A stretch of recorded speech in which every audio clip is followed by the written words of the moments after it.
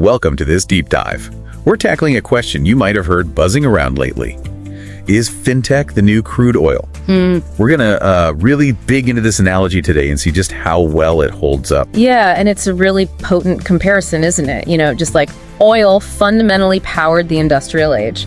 It feels like data and technology are doing the same for this information age we're in.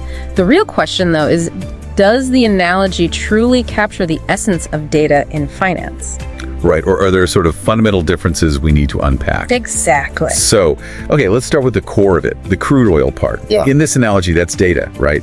Raw, unrefined data. Precisely. Think about it day to day. Every transaction, every tap to pay. Oh yeah, every loan application, online payment, even just checking your balance. You're right, you're generating data points, little digital breadcrumbs. That's the raw material. And this is where it gets really interesting, I think.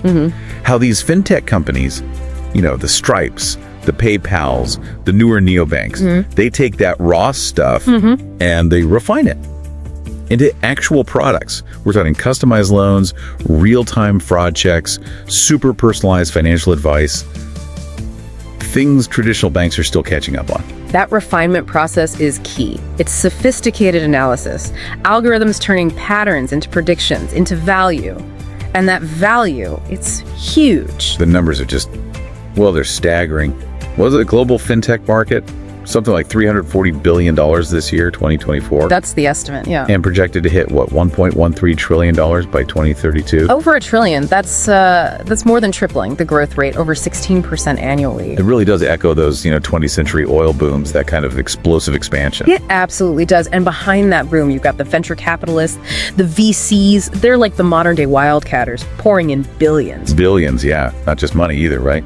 They bring strategy connections. Exactly. Strategic guidance, often completely bypassing the old banking structures. They're fueling the rise of these unicorns. The unicorns. Yeah. Startups worth over $1 billion.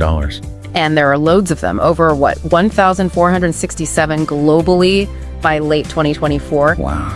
And fintech is a leading sector within that. You look at companies like Stripe or Revolut, their valuations are in the tens of billions. Tens of billions. It just shows the sheer investor confidence, doesn't it? The belief in this data-driven future. Huge confidence, massive wealth creation, incredibly fast. Okay, so that paints a really compelling picture for the analogy. Data as the valuable resource, VCs as wildcatters, massive growth. But like any analogy, it's not perfect, is it? Where does it start to feel a bit stretched thin for you? That's the crucial part. Oil, fundamentally, is a finite physical thing. You pull it out of the ground, you use it, it's gone. Its scarcity is central to its value, to geopolitics. Think OPEC. Right, physical limitations. The supply chains. Data, though, it's intangible, it's not used up.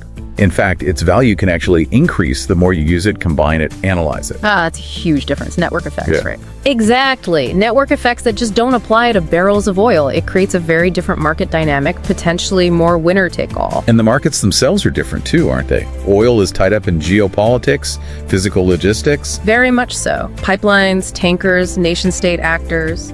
Fintech operates in a digital realm. Its constraints are more about cybersecurity, regulation, data privacy. Digital pipelines, algorithmic refineries. You got it. So saying fintech is the new crude oil, it's a powerful metaphor, absolutely. Wow. It highlights data as this fundamental, high-value resource that's disrupting everything and creating fortunes, much like oil did. It is not literal. Not literal. It signals a massive shift in value creation, but the nature of the resource, this non-finite, compounding nature of data, that's where the analogy reaches its limit, and perhaps where the future gets even more interesting and complex. So, wrapping this up for you listeners. Where's the takeaway? It's really about understanding this shift, recognizing data as the core resource driving massive changes in finance, often behind the scenes in the services you use constantly.